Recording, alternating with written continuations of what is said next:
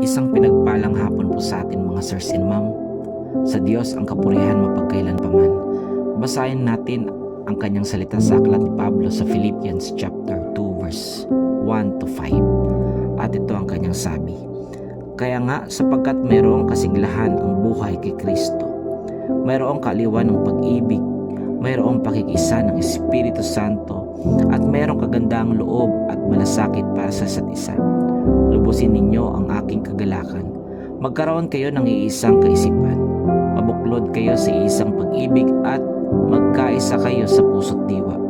Huwag kayong gumawa ng anuman dahil sa paghangad ninyong maging tanyag.